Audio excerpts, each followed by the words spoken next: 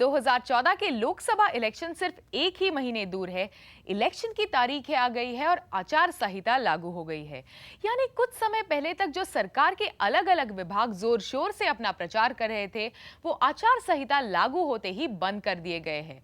और अब कांग्रेस हो या बीजेपी सिर्फ बतौर एक पॉलिटिकल पार्टी ही प्रचार कर रही है। अगले एक महीने में यानी इलेक्शन के दिन के 48 घंटे पहले तक हर पार्टी अपने मैनिफेस्टो को लोगों तक पहुंचाएंगी और मकसद होगा ज्यादा से ज्यादा वोटरों को अपनी ओर खींचना। तो अभी तो जंग का बिगुल बजा है, आगे आगे देखते हैं होता है क्या। फिलहाल शुरुआत करते हैं आज के शो की। मैं हूं शिबानी और देखते हैं आज क्या है खास ब्रांड बाजार में। एक ब्रांड की मुहिम से होगा देश को फायदा। देखेंगे कैसे हर पल हजारों महिलाओं को वोट देने के लिए जोड़ रहा है टाटा टी जागो रे पावर ऑफ 49 कैंपेन। फिलिप्स कैसे बढ़ा रहा है पर्सनल केयर प्रोडक्ट्स का बाजार, जानेंगे मार्केटिंग एंड आई में।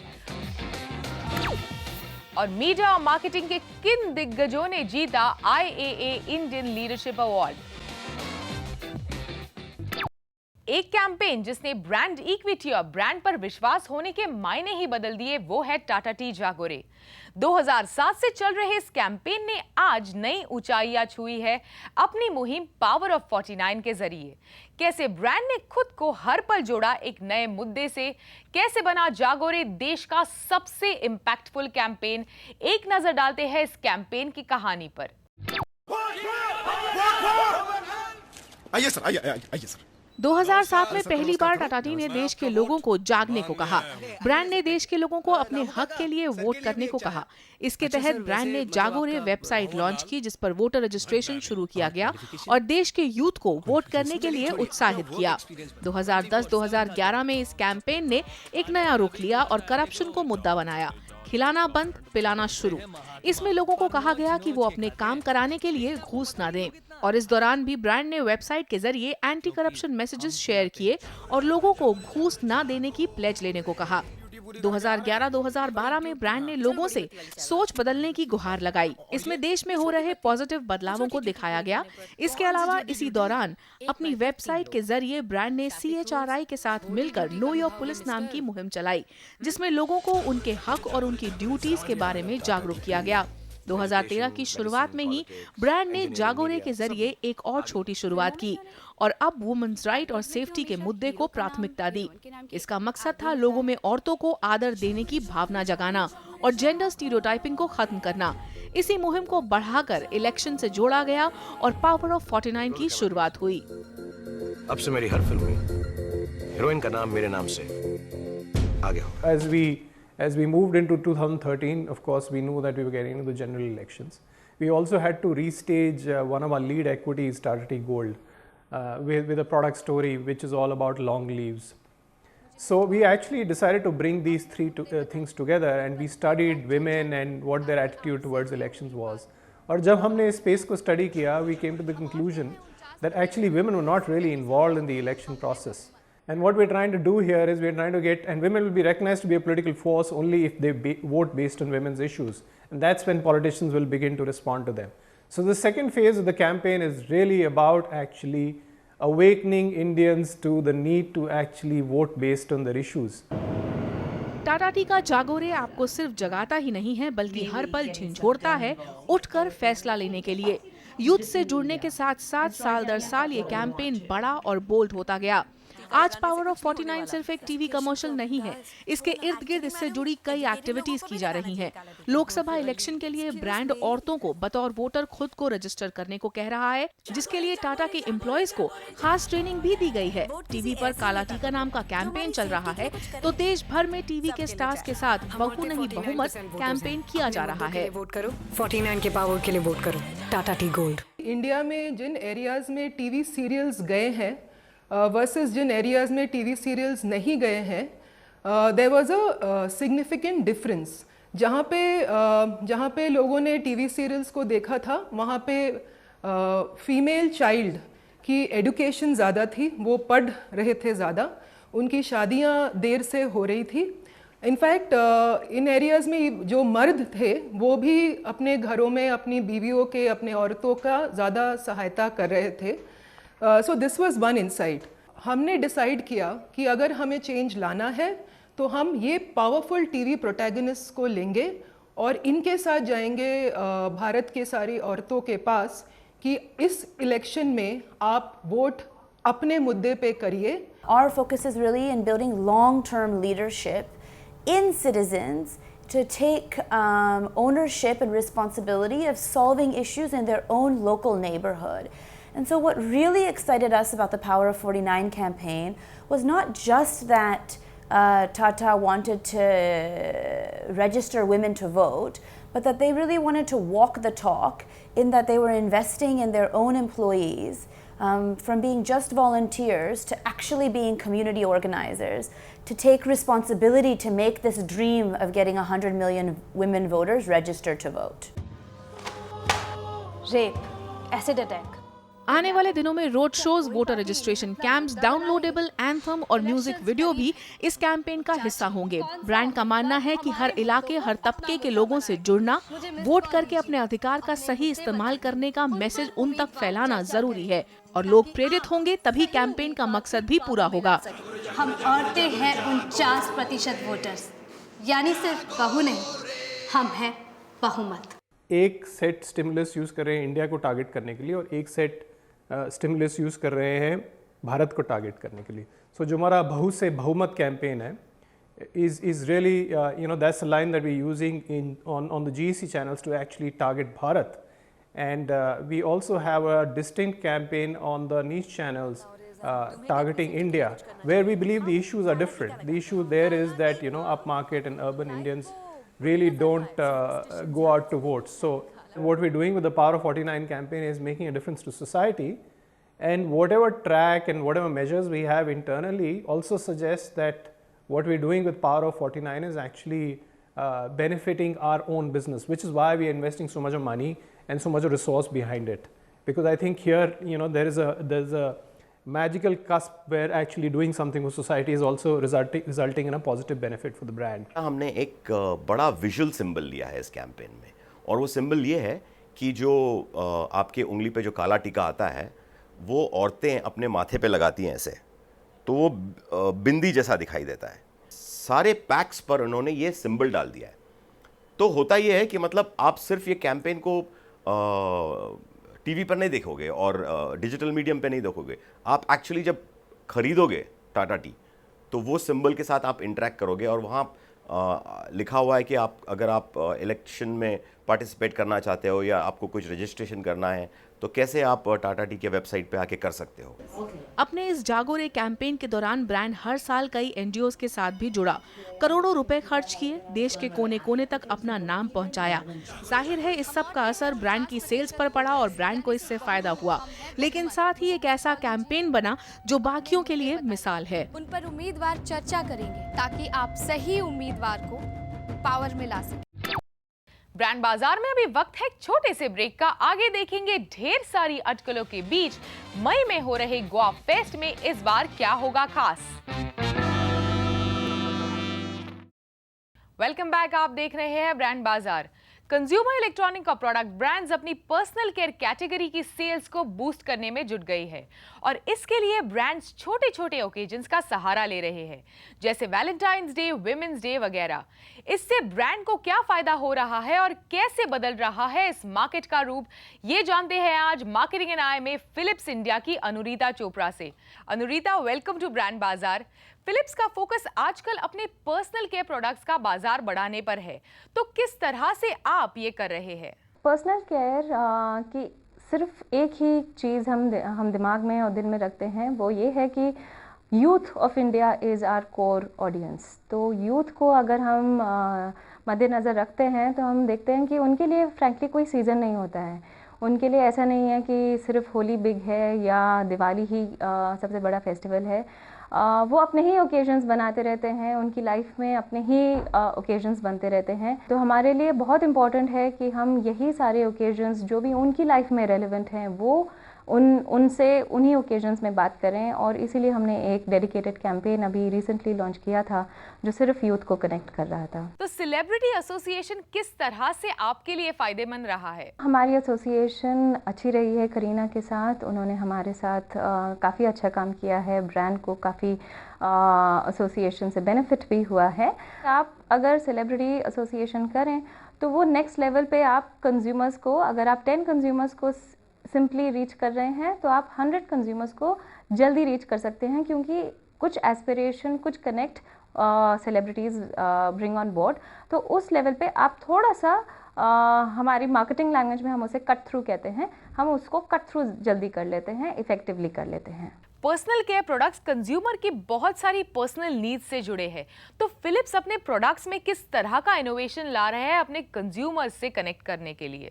The way we look at it, हम काफ़ी कंज्यूमर रिसर्च करते हैं इंडिया में दो रीज़न्स के लिए। एक तो हम यही कोशिश, हमारी बेस्ट कोशिश यही रहती है कि इंडिया की जो स्पेसिफिक नीड्स हैं, अगर आप फॉर एग्ज़ाम्पल मेल ग्रूमिंग जो हमारी मेल कैटेगरी है उसको लीजिए, तो अभी रिसेंटली हमने एक लॉन्च किया है aqua touch, which is a wait shaving product.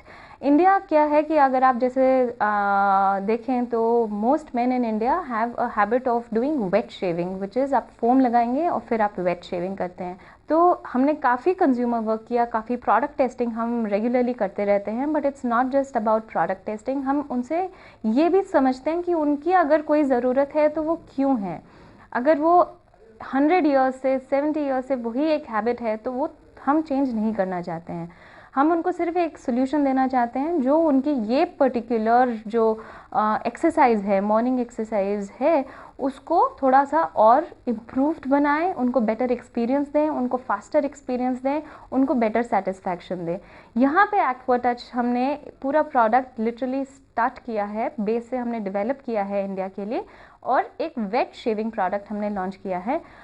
Fantastic response India में हमको मिला है, growth has been really good. अगर आप ब्यूटी स्पेस में देखें तो हमने ये देखा कि फॉर एग्जांपल केराटिन एक काफ़ी नोन इंग्रेडिएंट है, काफ़ी विमेन उसको हेयर सॉल्यूशंस के लिए यूज़ करती हैं अपनी हेयर इम्प्रूवमेंट के लिए। तो हमने एक स्पेसिफिक रेंज लॉन्च की है, उसका नाम है केराशाइन। तो that is across stylers, across straighteners, across dryers, हमने केराटिन इन्फ्यूज़ किया है अपने इलेक्ट्रॉनिक गैजेट्स में। तो obviously we are getting into styling and care, मतलब आप अपने हेयर को आप स्टाइल भी करिए और आप उसका केयर भी करिए जो आप आज तक फॉर एग्जांपल ऑयलिंग या अदर सच टेक्निक से करते आए हैं। हम वही सारी चीज़ें आपको टेक्नोलॉजी के थ्रू वही बेनिफिट दे रहे हैं। पर्सनल केयर मार्केट देश में किस तरह से ग्रो कर रहा है और फिलिप्स एज अ ब्रांड इस मार्केट में अपनी जगह कैसे बना रहा है? हमने हाल ही में एक कैंपेन लॉन्च किया था, एक्टिवेशन सराउंड कैंपेन एक्चुअली, उसका नाम था #StyleTurf। एंड क्लियरली आप तो जानते ही हैं कि in the top 5 words of 2013 selfie एक वर्ड था जो बहुत ही क्रेज़ में रहा यूथ के साथ, और दूसरा वर्ड था हैशटैग। तो आजकल अगर आप देखें तो youth is really living their life on the digital space. तो हमने एक बिल्कुल सिंपल थॉट रखी, हमने कहा कि आप ऐसा करिए कि फिलिप्स स्टाइलिंग प्रोडक्ट से अपने आप को स्टाइल करिए, और एज अ कपल और इन द वैलेंटाइन सीजन आप अपनी एक सेल्फी लीजिए और अपने सोशल नेटवर्किंग पेज के ऊपर अपलोड करिए, या फिर हमने MTV के साथ भी टाई अप किया हुआ था और आप वहाँ पे भी अपलोड कर सकते हैं। और finally the winning couple will get to feature on MTV। So it's a big thing for the youth of India. हमने इसको रेडियो पे, MTV पे, मॉल्स पे, कॉलेजेस में, हर जगह हम गए, हमने कंज्यूमर्स के साथ कनेक्ट किया, हमने उन लोगों को दिखाया कि कैसे वो स्टाइल कर सकते हैं अपने आप को अपने फिलिप्स प्रोडक्ट्स के साथ, and it has been a huge response. In fact, we have been inundated with the number of selfies. We've just extended it because we just have so many entries. Clearly, सिर्फ एक चीज़ हम दिमाग में रखते हैं कि ऐसा कोई दिन नहीं है जब कोई भी इंसान अच्छा नहीं दिखना चाहता है। तो every day is a personal care day actually. So it's a pretty booming market actually for India. Well thanks Anurita, brand Bazaar के लिए अपना समय निकालने के लिए बहुत बहुत धन्यवाद। Thank you so much. Brand बाजार में अभी वक्त है एक छोटे से ब्रेक का। आगे देखेंगे क्या होगा इस साल के गोवा फेस्ट में नया और जानेंगे मीडिया मार्केटिंग के कौन से दिग्गजों को मिला IAA leadership award. Welcome back, आप देख रहे हैं ब्रांड बाजार। इस साल का गोवा फेस्ट पिछले सालों के गोवा फेस्ट से काफी अलग होगा। ऑर्गेनाइजर्स ट्रिपल ऑफ आई और द एडवर्टाइजिंग क्लब पूरी तैयारी कर रहे हैं एक जबरदस्त शो के आयोजन की। Knowledge sessions, award shows, rain dance और बड़ी छोटी पार्टीज गोवा फेस्ट को मजेदार बनाएंगी। पिछले साल के स्कैम और घोटालों से सीख लेकर मार्केटिंग और एडवर्टाइजिंग का सबसे बड़ा फेस्ट किस तरह से अपने आप को बदल रहा है, देखते हैं। कई सारी अटकलों के बाद इस साल आखिरकार एडवर्टाइजिंग इंडस्ट्री का सबसे बड़ा सालाना फेस्ट गोवा फेस्ट मई में होना तय है। इस फेस्टिवल को द एडवर्टाइजिंग क्लब और the advertising agencies association of India साथ मिलकर आयोजित करते हैं और इस बार ये फेस्टिवल गोवा की ग्रैंड हयात में होस्ट किया जाएगा। 29, 30 और 31 मई को होने वाले गोवा फेस्ट की इस साल की थीम है ब्रांड बाजा बारात। ये फेस्टिवल का 7वां साल है। पिछले साल की तरह इस साल भी दूसरी साउथ एशियन कंट्रीज जैसे पाकिस्तान, श्रीलंका भी गोवा फेस्ट में शामिल होगी। What we do want to make sure of this time is that we will want to have no controversy. We want to make sure that everybody who comes there is going to go back happy. We want to give everybody a great time. And we want everybody to enjoy their winnings, enjoy the celebration, enjoy the hospitality, and spread the good word that Goa Fest is something that they want to come back to year on year and make this a bigger event in South Asia. पिछले साल के scam का साया इस साल के Goa fest पर मंडराता दिखा। कई अटकलें लगाई गई। ये भी सवाल उठे कि इस साल गोवा फेस्टिवल होगा ही नहीं। कई क्रिएटिव डायरेक्टर्स अब भी गोवा फेस्ट से नाखुश है। इस सब से फेस्टिवल की क्रेडिबिलिटी पर सवाल खड़े हुए हैं। पिछले साल Ford Figo controversy Goa fest से कुछ ही समय पहले हुई। उसके बाद फेस्ट खत्म होने के बाद लियो बनेट टाटा सॉल्ट लाइट के लिए बनाए गए 2 रेडियो स्पॉट्स के लिए स्पॉट में आया। अवार्ड गवर्निंग काउंसिल यानी AGC के साथ एक हाई लेवल मीटिंग करने के बाद निर्णय लिया गया कि ये अवार्ड वापस लिए जाएंगे। इसके एक हफ्ते बाद AGC ने कई सारे एबीज को विड्रॉ किया जो BBDO DDB मुद्रा को दिए गए थे। दूसरे हफ्ते के अंत तक AGC के पास 18 से 19 कंप्लेंट आ चुके थे और फिर एक सुपर जूरी बनाई गई और अंत में ये डिसाइड हुआ कि एबीज वापस नहीं लिए जाएंगे। इस सब की वजह से इस साल क्रिएटिव डायरेक्टर्स से सलाह लेने के बाद एबीज में कुछ बदलाव दिखेंगे। एक तो we've given a 10-day window between the first round of judging and the second round of judging, जिसको कोई भी क्वेरी हो सकता है कि ये काम ठीक नहीं लग रहा है, so they have that opportunity to bring it to the head of the jury in time for the second part of the judging. So we've addressed that. और दूसरी बात है we've put up all of the entries. So in the 10 days, beginning on the first day, we will put up all of that in the public domain so that anyone can have a point of view. पिछले साल कई agencies जैसे ओगलवी, creative land Asia ने Goa fest में हिस्सा नहीं लिया था। इस साल ऑर्गेनाइजर्स पूरी कोशिश में है कि ओगलवी गोवा फेस्ट में वापस आए।